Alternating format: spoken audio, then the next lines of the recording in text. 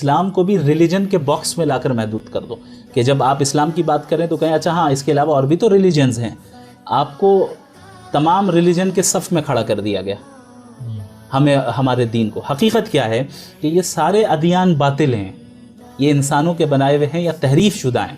یہ واحد ایک مذہب جو دین ہے اللہ کی طرف سے جو محفوظ ہے اور جو برحق ہے, جس میں انسان کا دخل نہیں ہے, وہ در حقیقت دین اسلام ہے. تو قرآن کریم کی تعظیم بھی ہونی چاہیے, اس کا احترام بھی ہونا چاہیے, لیکن اس احترام میں غلو بھی نہ ہو, افراد بھی نہ ہو, تفرید بھی نہ ہو. ہمارے ہاں ایک طبقہ تو ایسا ہے کہ احترام میں اتنا غلو کرتا ہے کہ اچھا بھائی میری کیا حیثیت ہے کہ میں قرآن کو ٹچ کروں, لہٰذا میں پڑھوں گا ہی نہیں, وہیں شیلف میں رہنے دو.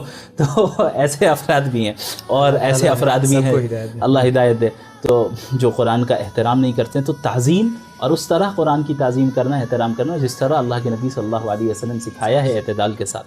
تیسرا حق قرآن کریم کا اس کی تلاوت کرنا ہے.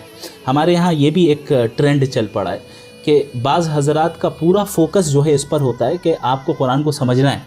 اس پر اتنا فوکس ہے کہ قرآن کی تلاوت کی اہمیت انہوں نے گھٹا دی.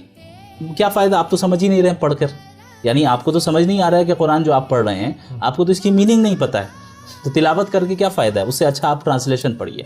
تو یہ بھی ایک غلط فکر ہے, تلاوت چھوڑ دیتے ہیں اور صرف ٹرانسلیشن پڑھتے ہیں.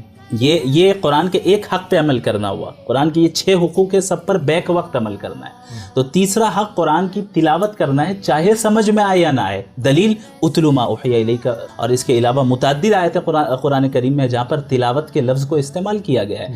تو وہاں پر تلاوت کا جب ذکر ہو رہا ہے تو اس کا مطلب قرآنی آیتوں کو پڑھنا ہے.